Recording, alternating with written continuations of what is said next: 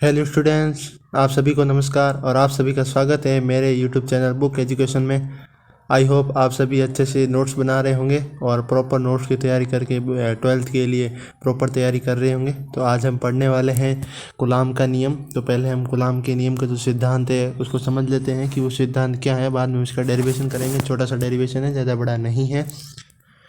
तो इस नियम के अनुसार दो स्थिर बिंदु आवेशों के मध्य लगने वाला बल, आकर्षण या प्रतिकर्षण बल, दोनों आवेशों के परिमाणों के गुणनफल के समानुपाती तथा उनके मध्य की दूरी के वर्ग के व्युत्क्रमानुपाती कर्मानुपाती होता है। तो आप पहले एक बार परिभाषा पढ़ लीजिए, बाद में आपको इसकी डेरिवेशन बताता हूँ। तो आपने परिभाषा पढ़ ली होगी। तो इसे ही अपन क्या कहते हैं, कूलॉम का व्युत्क्रम वर्ग नियम कहते हैं। अब अपन समझते हैं इसका डेरिवेशन कैसे होगा। तो देखिए, हमने क्या पढ़ा, एक रेखा है, माना कि एक रेखा है और इस पर ये दो बिंदु हैं जिस पर एक के अंतर्गत Q1 आवेश है और एक पर Q2 आवेश है। तो जो हमने पढ़ा है कुलामी बल, ये इन दोनों आवेशों के जो परिणाम होता है उस परिणाम के तो व्युत्क्रम कर्मानुपाती होता है, गुणन के परिणाम के गुणन के व्युत्क्रम कर्मानुपाती होता है, तथा ये जो F होता है वो इन दोनों आवेशों के मध्य की दूरी के व्युत्क्रम कर्मानुपाती बल कार्य करता है। तो अपन देख सकते हैं, अगर हम इसको समीकरण नंबर 1 माने, इसे समीकरण नंबर 2 माने, तो इससे अपन क्या देखते हैं कि F बराबर F समानुपाती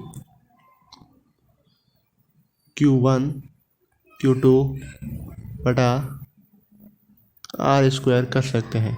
तथा अगर हम इस समानुपाती चिन्ह को हटा दे तो बराबर आएगा और एक नियतांक आएगा जिसे हम कहते हैं K। तो F बराबर K Q1 Q2 upon R², ये हमें सूत्र प्राप्त होता है। तो यहाँ पर जो K है वो समानुपाती स्थिरांक है जिसे स्थिर वैद्युतीय स्थिरांक भी कहते हैं। और K का मान क्या होता है, जो K का मान होता है वो होता है K बराबर 1/4πε0। तो ये जो कूलॉम का नियम है ये बहुत इंपॉर्टेंट है आपके लिए। यहाँ पर जो एप्सिलॉन है उसका मान होता है, एप्सिलॉन का मतलब है निर्वात में विद्युतशीलता।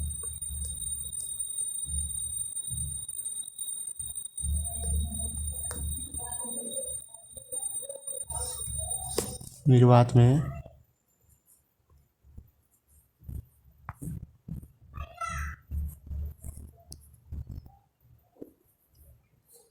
विद्युतशीलता। अब हम आगे इसका मान है वो भी अपन निकालेंगे। तो हम वापस चलते हैं अपने। तो हमने पीछे पढ़ लिया कि माना दो बिंदु आवेश हैं Q1 और Q2, इनके मध्य की दूरी है R। तो ये हमने बनाया है Q1 और Q2, ये मैंने आपको समझा चुका हूँ। F समानुपाती Q1 Q2, ये जो लगा हुआ है ये इस मोड है, और F समानुपाती 1/R²। अगर हम समीकरण 1 और 2 से चलते हैं तो F समानुपाती Q1 into Q2 upon R² हो जाता है। और जब समानुपाती का चिन्ह हटता है तो बराबर का साइन आता है और उसके साथ एक नियतांक आता है जो कहलाता है K। और K का मतलब होता है समानुपाती स्थिरांक है ये, जिसे हम स्थिर वैद्युतीय नियतांक कहते हैं। और निर्वात में ये जो हमने निकाली है ये निर्वात में विद्युतशीलता होती है। अगर हम K का मान 1/4πε0 रखते हैं तो ये निर्वात में विद्युतशीलता होती है। और जो K का मान होता है वो होता है 9 × 10⁹ 9 × 10⁹।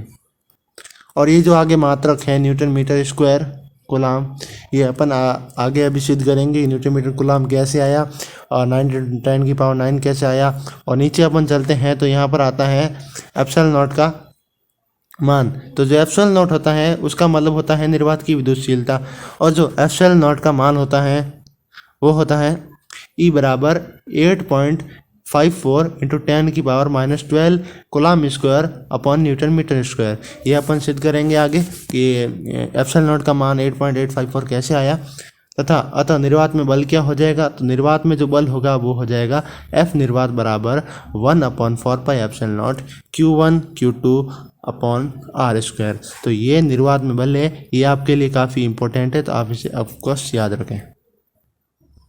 तो जैसा मैंने आपको पीछे कहा था कि हम जो एप्सिलॉन नॉट है उसकी निर्वात की विद्युतशीलता है, इसका जो मात्रक है विमा है और इसका एक कूलम की परिभाषा है वो भी निकालेंगे, तथा इसका मान कैसे आया 8.854 इंटू 10⁻⁻12 वो भी निकालेंगे। तो देखिए यहाँ पर दिया हुआ है एप्सिलॉन नॉट बराबर है निर्वात की विद्युतशीलता, ये हम जानते हैं। तो पीछे आपने पढ़ा था के का मान क्या था 1/4π एप्सिलॉन नॉट, और इसी के साथ एक और मान था 9 इंटू 10⁻9। तो ये मान था 1/4π एप्सिलॉन नॉट बराबर 9 इंटू 10⁻9, ये के का मान था। तो अपन क्या करेंगे, जो ये 4π एप्सिलॉन नॉट है इसको हम ये उस साइड लेकर जाएंगे, पहले इसको हम इधर लाएंगे। तो देखो हमें क्या करना है, 4π। तो देखिए अगर मैं 4π एप्सिलॉन नॉट को यहाँ ले जाऊँ और 9 इंटू 10 में यहाँ लाऊंगा तो ये देखिए ऐसा बन जाएगा। अब एप्सिलॉन नॉट निकालना है अपन को, तो 4π एप्सिलॉन नॉट है 4π है, ये भी यहाँ इंटू हो जाएगा। तो एप्सिलॉन नॉट बराबर 1/4π 9 इंटू 10⁻9 ये हो जाएगा। तो यहाँ देखिए आप, तो एप्सिलॉन नॉट बराबर जब अपन इसको हल करेंगे तो 8.854 into 10⁻⁻12 coulomb square newton metre square आएगा। अगर हम एप्सिलॉन नॉट का जो मात्रक है उसकी बात करें तो मात्रक कैसे आया, तो ये मैं आपको बता देता हूँ कि मात्रक कैसे आया। रफ करता हूँ मैं इसे। हाँ तो देखिए मात्रक कैसे आया, जूम कर लेता हूँ इसको।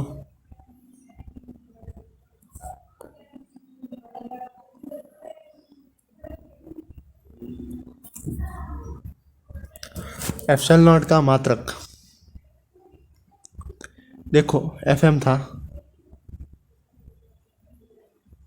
बराबर के का मान यहाँ रखा हुआ है 1/4π एप्सिलॉन नॉट। तो ये रहा 4π एप्सिलॉन नॉट, और इसके आगे है Q1 Q2 upon R square. के का मान अगर हम रखते हैं 1/4π एप्सिलॉन नॉट, तो ये जो F है वो यहाँ आ जाएगा, और यहाँ पर जो के का मान होगा 4π एप्सिलॉन नॉट उसके अंतर्गत जो एप्सिलॉन नॉट है वो यहाँ पर आ जाएगा। तो यहाँ पर बन जाएगा एप्सिलॉन नॉट बराबर 1/4π F Q1 Q2 upon R square. तो आवेश का जो मात्रक होता है वो होता है कूलम। अब यहाँ पर दो आवेश है तो यहाँ पर हो जाएगा कूलम का स्क्वायर। बल का मात्रक होता है न्यूटन, और जो आर स्क्वायर है वो होता है मीटर के अंतर्गत। तो त्रिज्या स्क्वायर में है तो जो मीटर है वो भी स्क्वायर में आएगा। तो इसका जो मात्रक होगा वो बन जाएगा एप्सिलॉन नॉट बराबर coulomb square upon newton metre square. अब बात करते हैं इसकी विमा की। तो विमा देखते हैं हम। तो इलेक्ट्रॉन की एप्सिलॉन नॉट की विमा, तो एप्सिलॉन नॉट बराबर होता है 1/4π F Q1 Q2 upon R square. ये ऊपर लिखा हुआ है, इसकी अपन यहीं से विमा निकाल लेते हैं। तो Q1 और Q2 की विमा, F की विमा और आर स्क्वायर की विमा। तो देखो Q1 Q2 की विमा अपन निकालते हैं, तो आपने 11वीं में पढ़ा होगा कि Q1 और Q2 की विमा कैसे निकालते हैं। तो हम क्या लिखेंगे, हम यहाँ पर क्या जानते हैं, I बराबर क्या होता है, I बराबर Q अपॉन T। तो ये यहाँ चला जाएगा, तो Q बराबर क्या हो जाएगा, तो Q बराबर यहाँ पर हो जाएगा Q बराबर I इंटू T। अब Q बराबर, Q का मात्रक निकाल रहे अपन। I का मात्रक होता है एम्पियर, जिसको A से डिनोट करते हैं, और टी बोल समय का मात्रक होता है सेकंड। इसको हम जब विमा में लिखते हैं तो विमा को हम कैसे लिखते हैं, mlt के रूप में विमा को हमें लिखा जाता है mlt। तो यहाँ पर जो m है वो द्रव्यमान होता है, l है वो लंबाई होती है और जो t है वो समय को इंगित करता है। तो यहाँ पर q की विमा क्या हो जाएगी, a इंटू टी, एम्पियर और समय। तो mlt के अंदर अगर q में हम देखें तो q के अंदर का मास है नहीं और l लंबाई का भी कोई महत्व नहीं है क्योंकि q के अंतर्गत। टी समय यहाँ पर सेकंड है तो यहाँ पर सेकंड का बहुत ज़्यादा महत्व है। तो यहाँ पर 1 सेकंड है तो 1 लगा देंगे यहाँ पर, और इसके साथ एम्पियर है तो यहाँ पर हम एम्पियर लिख सकते हैं और इसको भी 1 कर देंगे। हालांकि हम देख रहे हैं कि यहाँ पर जो आवेश हैं वो कितने हैं, यहाँ पर 2 आवेश हैं Q1 और Q2। तो इसका जो हमने विमा निकाली थी इसका स्क्वायर हो जाएगा। तो यहाँ पर हम लिख दिए हैं A1 T1 स्क्वायर, और F की विमा आपको पता है M1 L1 T-2 होता है। इसे भी हम इसी प्रकार निकालेंगे, M1 L1 T-2 होता है, और जो R स्क्वायर है R की विमा होती है L, और जब R स्क्वायर है तो L भी स्क्वायर हो जाएगा। तो इसकी जो फाइनली विमा हमारे पास निकल कर आती है वो है एप्सिलॉन नॉट बराबर A1 T1 square upon M1 L1 T-2 L square. अब हम इस आगे बढ़ते हैं थोड़ा सा, तो देखिए जो ये M1 है ये ऊपर चला जाएगा, जब M1 ऊपर जाएगा तो ये माइनस में हो जाएगा, तो M-1। L1 ऊपर है नहीं तो L1 भी ऊपर चला जाएगा तो -1 हो जाएगा। T-2, जब T-2 ऊपर जाएगा तो T-2 T+2 हो जाएगा, और जबकि वहाँ पर T1 का स्क्वायर है ऊपर, यहाँ पर T1 का स्क्वायर है, इसका मतलब यहाँ पर T2 है, और 2 नीचे वाले और ऊपर वाला दोनों जुड़ जाएंगे तो इसका मतलब हो जाएगा ऊपर हो जाएगा T4। और L स्क्वायर, अब बात करते हैं L स्क्वायर की। तो यहाँ पर जो L स्क्वायर, यहाँ पर L1 था तो ये ऊपर गया तो L-1 हो गया। अब ये जो L2 है ये भी ऊपर जाएगा तो कितना हो जाएगा -2। तो -1 और -2 कितने होते हैं, तो -3। तो L1 कितना हो जाएगा -3। और यहाँ पर अपने पास ऊपर एम्पियर 1 है तो एम्पियर लिख देंगे, और यहाँ पर ऊपर एम्पियर का स्क्वायर है तो एम्पियर का स्क्वायर कर देंगे। तो फाइनली हमारे पास जो विमा आती है एप्सिलॉन नॉट की वो होती हैं M-1 L-3 T4 A2, ये विमा है एफएल नॉट की। अब अगर आपसे कोई पूछे 1 कूलाम की परिभाषा दीजिए, तो जो सूत्र है वो आपको पता है, F बराबर K Q1/R²। तो निर्वात में अपन अभी निर्वात में ज्ञात कर रहे हैं, हम माध्यम में भी पढ़ेंगे। अपन पहले निर्वात में देखते हैं। तो निर्वात में या वायु में कोई ज़्यादा फर्क नहीं होता है। अगर इसके अंतर्गत जो दूरी है R उसको 1 मीटर मान लिया जाए, और जो आवेश है, आवेश पर जो जिन पर आवेश जो 2 स्तर आवेश है उन पर जो आवेश का मान है वो हो जाए 1 कूलाम। आवेश का मान हम मान लेते हैं 1 कूलाम। 1 कूलाम आवेश दोनों का, तो 1 कूलाम का स्क्वायर करेंगे तो भी 1 ही आएगा। और नीचे जो दूरी है उसको भी 1 मान लेते हैं, तो अगर इसका भी अपन स्क्वायर करेंगे तो 1 ही आएगा। तो 1/1 कितना हो जाएगा 1। पीछे शेष क्या रह जाएगा, शेष हमारे पास रह जाएगा F बराबर, तो शेष हमारे पास रह जाएगा F बराबर के, यहीं पीछे रहेगा। और हम पढ़ चुके हैं कि का मान कितना होता है 9 × 10⁹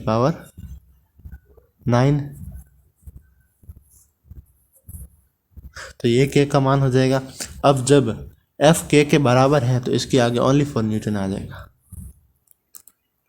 तो ये होता है 1 कूलाम की परिभाषा। तो आपको अगर परीक्षा में लिखना हो तो आप कैसे लिखेंगे कि निर्वात में या वायु में 1 मीटर दूरी पर उपस्थित 2 आवेशों जिन पर आवेश 1 कूलाम हो, उनके बीच लगने वाला बल जो F है, यदि 9 × 10⁹ कूलाम हो तो उसे 1 कूलाम कहते हैं।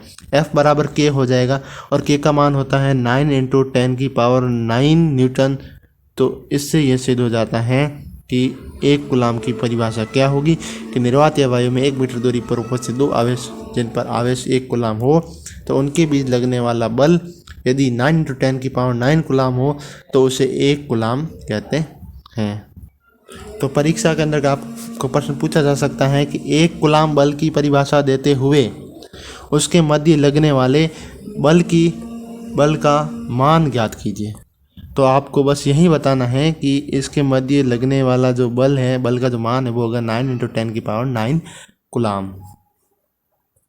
जैसा मैंने आपको पीछे बताया कि हम जो माध्यम है उसके अंतर्गत भी कूलाम के नियम का उपयोग करेंगे। तो माध्यम हम क्या करेंगे, जो एफ है हमने वहाँ पर पहले निर्वात लिखा था, इसके नीचे एम लिख देंगे। एम का मतलब हो जाएगा माध्यम। वही मान के का मान क्या होता है 1/4πε0। लेकिन हमें यहाँ पर ε0 नहीं लेना है क्योंकि के का मान 1/4πε0 निर्वात में होता है। हमें यह माध्यम लेना है तो यहाँ पर ओनली फॉर माध्यम के लिए ε0 ही आएगा। तो यहाँ पर जो ε0 है उसका अर्थ है माध्यम में विद्युतशीलता। तो Fm बराबर 1/4πε0 नहीं आएगा, ओनली फॉर एप्सल आएगा। और Q1 Q2 upon R square बाकी सब सेम रहेगा, बस ε0 की जगह एप्सल आ जाएगा। ε0 का मतलब होता है निर्वात में विद्युतशीलता और एप्सल का मतलब होता है माध्यम की विद्युतशीलता। अब हम पढ़ेंगे परावैद्युतांक। परावैद्युतांक आपेक्षिक विद्युतशीलता ER। तो हमने 2 बलों की गणना की, F0 और FM। F0 का मतलब निर्वात में बल और FM का मतलब माध्यम में बल। अब हम देखते हैं कि इसका जो ER है, जो आपेक्षिक विद्युतशीलता है या जो परावैद्युतांक है, वो किसे कहते हैं, वो कैसे निकलता है। तो किन्हीं दो आवेशों के मध्य लगने वाला, देखो किन्हीं दो आवेशों के मध्य निर्वात में लगने वाला बल, जो निर्वात में लगने वाला बल है हमने निकाला था Fm बराबर 1/4π F निर्वात बराबर 1/4πε0 Q1 Q2 upon R square. तो वो जो बल हैं तथा उन्हीं आवेशों के मध्य वही आवेश रहेंगे और उनके मध्य जो माध्यम में लगने वाला बल है उनका अनुपात। तो ऊपर हम लिखेंगे पहले Fm, F निर्वात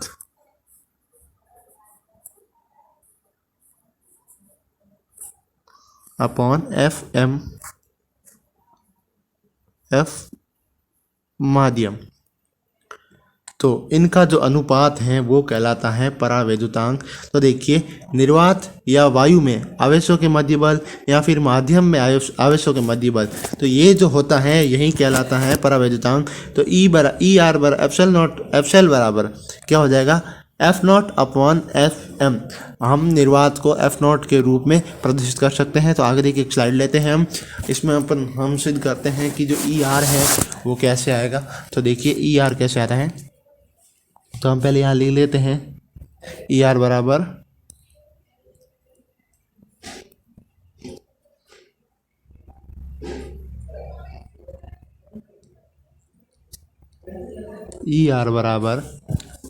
पहले निर्वात में बल F0 upon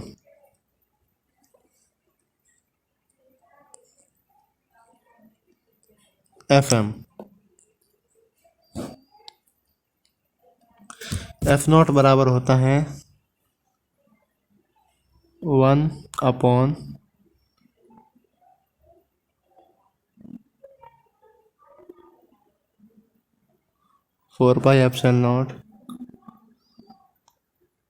Q1 Q2 upon R square बटे में माध्यम की 1/4π एप्सल Q1 Q2 upon R square. हमें क्या ज्ञात करना है? एप्सल। तो देखो क्या करना होगा हमें एप्सल निकालने के लिए। देखो इसको तो हम निकाल सकते हैं, पूरा कैसे काट सकते हैं क्योंकि ये दोनों सेम है, तो हम इसे तो काट ही सकते हैं। तो ई बराबर ई आर बराबर क्या रह जाएगा पीछे? ई आर बराबर 1/4 पाई एप्सल बटा 1/4 पाई एप्सल।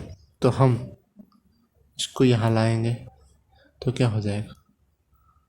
4 पाई से 4 पाई कैंसिल कर लेंगे, बाद में हम इसको यहाँ ले आएंगे तो ये बच जाएगा एप्सल अपॉन एप्सल नॉट। तो यही है आपेक्षिक विद्युतशीलता, जिसे हम परावैद्युतांक कहते हैं। तो परावैद्युतांक यही है ई एप्सल अपॉन एप्सल नॉट बराबर एप्सल आर। तो यही हमारा परावैद्युतांक है। तो यहाँ मैंने यही बताया है। ई आर बराबर क्या होगा? 1/4 pi epsilon nought Q1 Q2 upon R square. यहाँ साफ नहीं दिख रहा थोड़ा।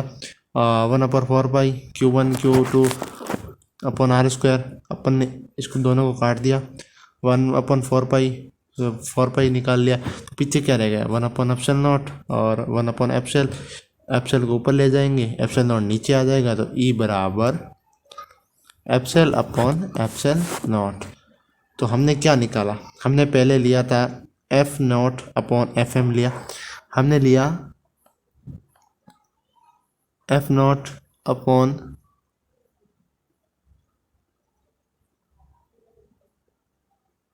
एफ एम, और हमने क्या प्राप्त किया? हमने प्राप्त किया एप्सल अपॉन एप्सल नॉट। और हमें क्या प्राप्त करना था? वो था ई आर, एप्सल आर परावैद्युतांक। तो F not upon F M बराबर एप्सल अपॉन एप्सल नॉट बराबर एप्सल आर होता है। यही अपेक्षिक विद्युतशीलता या परावैद्युतांक है। इसे हम आपेक्षिक विद्युतशीलता क्यों कहते हैं, ये भी अपन आगे पढ़ेंगे। अगर मैं क्या करूं, अगर मैं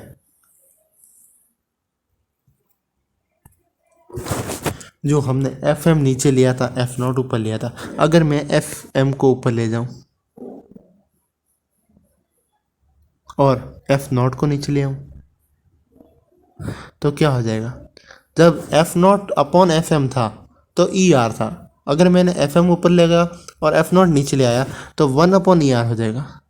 ये आप जानते हैं, इतना तो आपको कहते हैं आता ही होगा। 1/एप्सल आर हो जाएगा। या यहाँ पर कुछ पॉइंट्स दिए गए हैं, वो आप देखिए।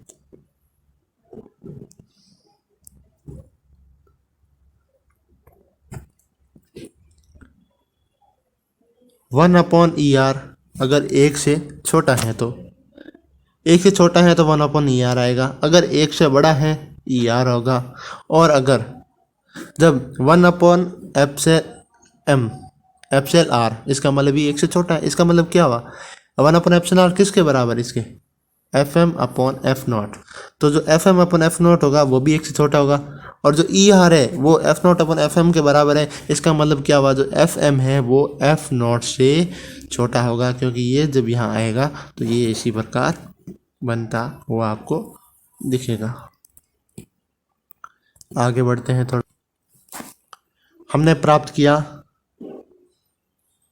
ई आर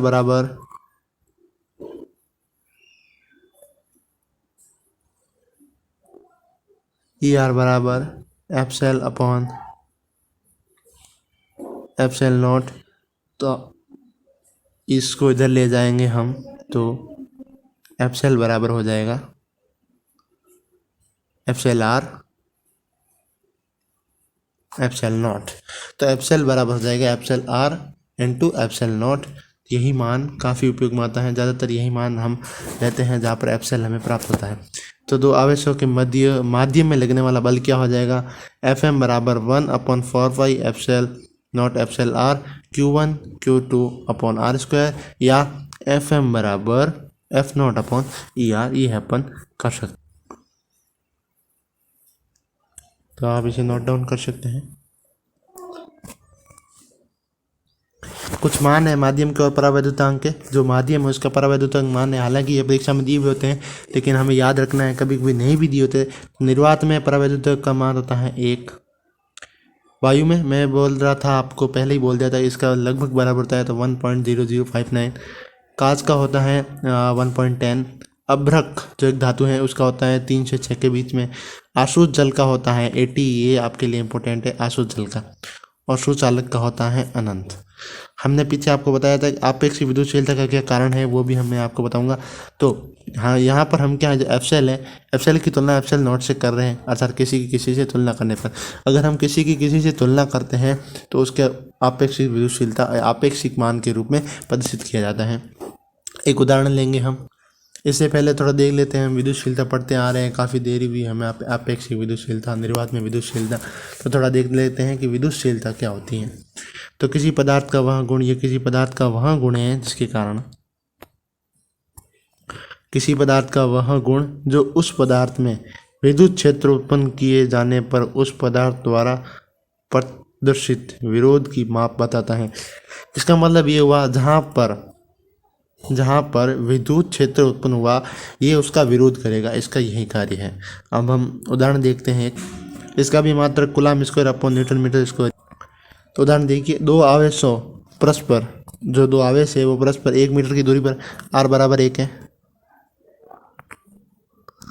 R बराबर 1 मीटर, R बराबर 1 मीटर है।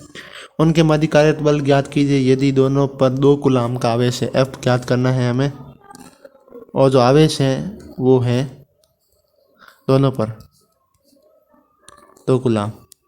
तो देखिए R बराबर 1 मीटर, Q1 और Q2 बराबर 2 हो जाएगा। F हमें याद करना है, अपना फॉर्मूला है F बराबर K Q1 Q2 upon R square. K का मान हम पता है 9 × 10⁹ होता है, वहीं रख देंगे। और Q1 का मान है 2 और Q2 का मान भी 2 है, क्योंकि इसने बता रखा है कि उन पर जो आवेश का जो मान है वो 2 कूलम है, प्रत्येक आवेश का 2 कूलम है। तो 2 × 2 बराबर 4 आ जाएंगे, और नीचे 1 है। और जब 9 × 10⁹ का हम 4 से इंटू करेंगे तो हमारे पास उत्तर आएगा F बराबर 36 × 10⁹ कूलम। तो आज के लिए बच्चों इतना ही। कल हम पढ़ेंगे कूलम का सदिश नियम, उसके जो प्रमुख तथ्य हैं उसके बारे में। तो मिलते हैं कल एक नई वीडियो के साथ। लाइक कर देना, सब्सक्राइब कर देना, और वीडियो अच्छा लगे तो शेयर कर देना, और बेल आइकन पर दबाकर घंटी को ऑल प्रेस कर देना, ताकि मेरी हर एक वीडियो की नोटिफिकेशन आप तक पहुंच सके। तो बाय बाय स्टूडेंट्स, मिलते हैं कल एक और नई वीडियो के साथ।